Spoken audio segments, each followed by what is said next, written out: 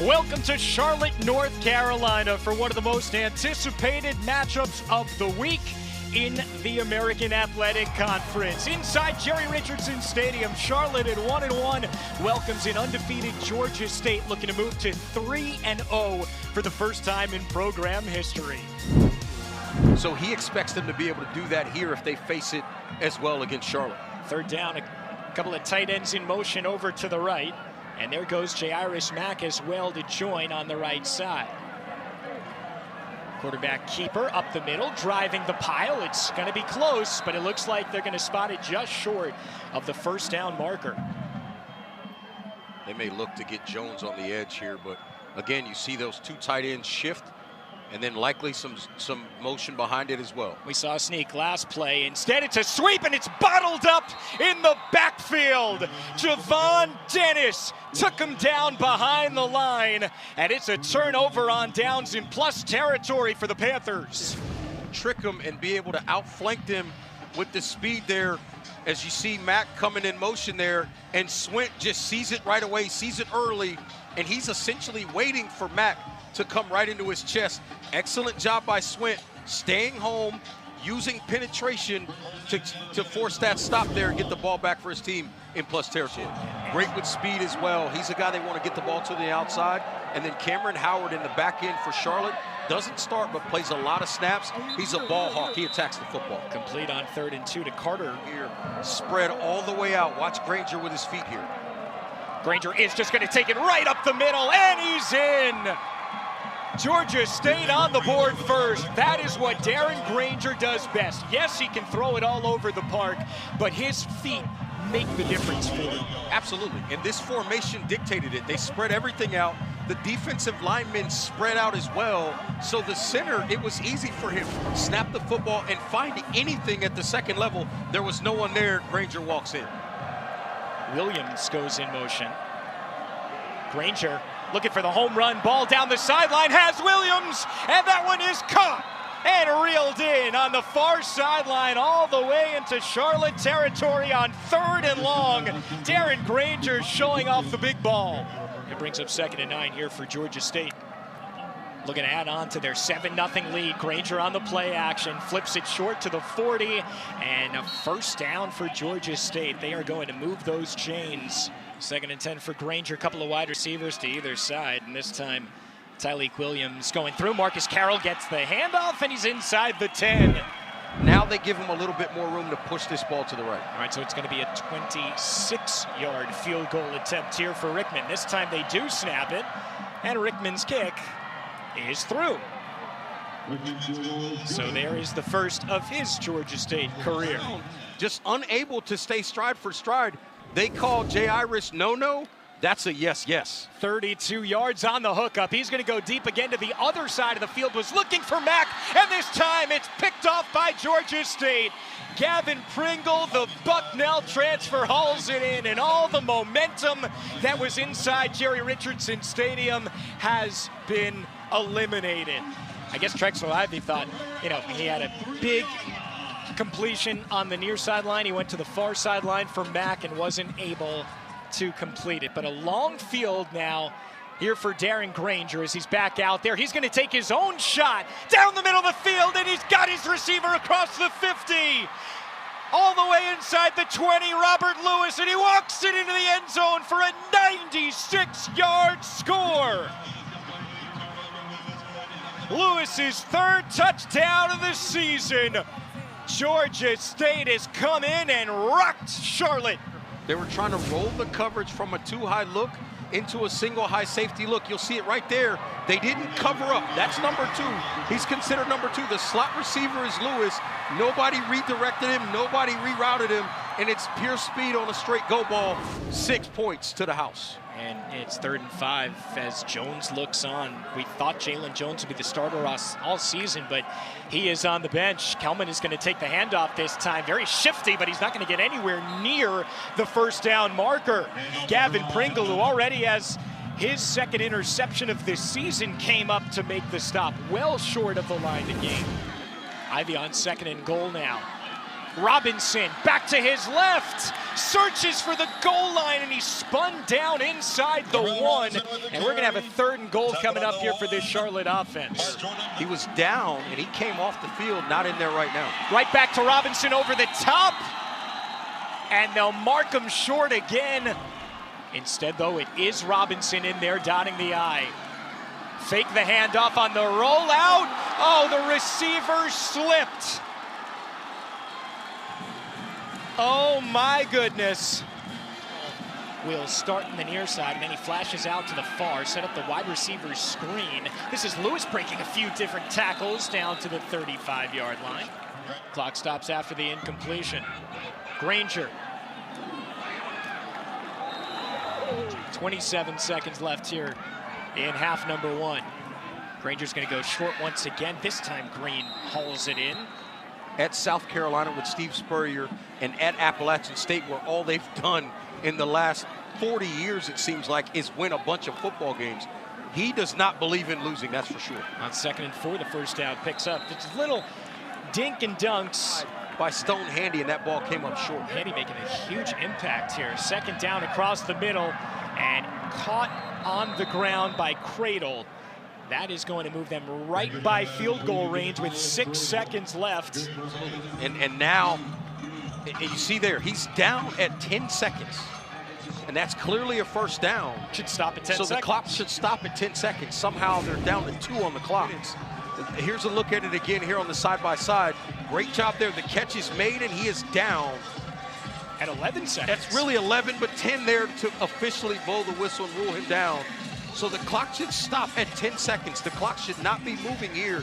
It's a first down inside of 2 minutes. This clock should not be moving. Now it stops there, then it starts again. So this is going to be reviewed. I think they're going to move this clock back to about 10 seconds. After review, the clock status is correct. There are 2 seconds left. Wow.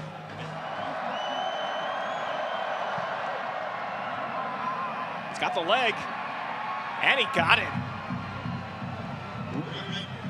46-yard field goal is good. He had a 26 already. Bird still in there dotting the I. A couple of wide receivers to his right. This time it's once again Bird. He's bottled up behind the line of scrimmage by Justin Abraham. Flushed out. Ivy taken down for a huge loss. Absolutely ate him up. Yeah, just a good job on the pass rush here. They just sent extra. They had more guys than they could really block. Williams, that is, over 1,000 career rushing yards last game. Flipped out to the inside and just staying in bounds. As we talked about, to your point, he's really been bottled up. This is a guy that we expected to be a big key in this game. 6 total touchdowns coming into this game. Really ineffective tonight as Williams gets free deep, and he's going to walk into the end zone. Broken coverage and another huge touchdown throw by Darren Granger. This time Tyleik Williams. A 78-yard strike to the redshirt junior from Pine Mountain, Georgia. And this secondary for Charlotte is being feasted upon by Darren Granger. Yeah, great job here by Granger. He just reads it and recognizes that there's nobody covering Tyleik Williams. The only guy in the screen is a linebacker, Demetrius Knight, number 28, and he's about 15 yards behind the play. That defense completely loses Williams, and he walks in for the end zone. Ivy controlling this offense, and once again, Robinson just cannot get out of the backfield. You see a lot of different looks from Chad Stagg's offense, or rather defense, like to run a lot of nickel.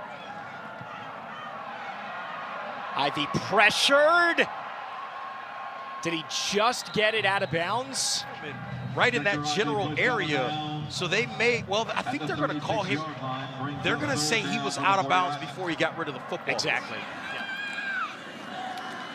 Trips to the near side for the Charlotte quarterback as he looks and surveys, can only go short, and finally does find Kennan. Breaks a couple of tackles, but will just get back to the original line of scrimmage at about midfield. Or an obvious man situation. Granger rolls, fires over the middle and caught. First down for Georgia State. Carter hauls it in. You can probably predict what's likely to happen, some kind of a Granger quarterback draw. On 3rd and long, this time he drops back and fires near side. Across for a first down. Now Lewis breaks a tackle and he's into the clear. It's a foot race and he is just tripped up. Isaiah Hazel saved a touchdown for Charlotte. That gives a unique relationship for him with, and those are those nicknames. All right, 2nd and goal. They'll try Carroll one more time, and he's in. Carroll only with 53 yards after that run, too, on 18 attempts. Bouncing up a couple of tacklers. Granger still staying with it before he is brought down to the turf. They set up the scout team to have success against the Panthers offense. It's unpredictable. You could see 11 blitz or 11 drop. They have to expect anything and basically prep for some adversity. Certainly not. We've seen Jalen Jones make a couple of big plays, obviously, off of that. But right now, this Georgia State offense trying to get it rolling. This is a big, big drive for them. Showing blitz off the near side. They come at Granger. He's got to fire it down the middle of the field. Lewis caught it after the bobble, and he spirals into the end zone for a 37-yard touchdown. His 2nd of the game. What a throw by Granger. Stayed in, took the hit. I mean, he got absolutely drilled. And what a grab on the juggle, bobble, every other phrase you can use. This is a great job by Lewis. Concentration on the football, makes a catch. Balfour was step for step in really, really good coverage. Yabi Okur Anoma, I should say, putting the pressure on Granger. He steps up, makes a big-time throw, and what a touchdown. And Balfour on a drive, maybe one play. Now it's really back and forth action here with Ivy and Jones. This is Ivy in the shotgun on 1st and 10. He is pressured and taken down, tried to roll forward to just negate the loss as much as he possibly could. And gets there to take Trexler Ivy down and get the sack. That's a big, big sack. Yeah, it's a loss of 5. And now Ivy pressured one more time, and he is spun down inside of the 40 by Javon Dennis. Now you see why he's preseason all Sun Belt. Check that, Johnson was the one that got in there to make the tackle. And it looks like what they've decided, meaning Georgia State, is anytime Trexler Ivy's in there, they know it's a pass. They're going to send at least 5 and just expect that one of their guys can win up front and get to Ivy, who is not as elusive as Jalen Jones. Must get off the field here on 3rd down. Granger on play action, flips over the middle, and that is caught by his big tight end and hauled in for a 1st down. But, you know, they really fought, especially at the very end when the game was a little bit out of hand. Jones. They're going to lateral this one right by the 1st down marker. Shadrick Bird just puts it behind his back. Georgia State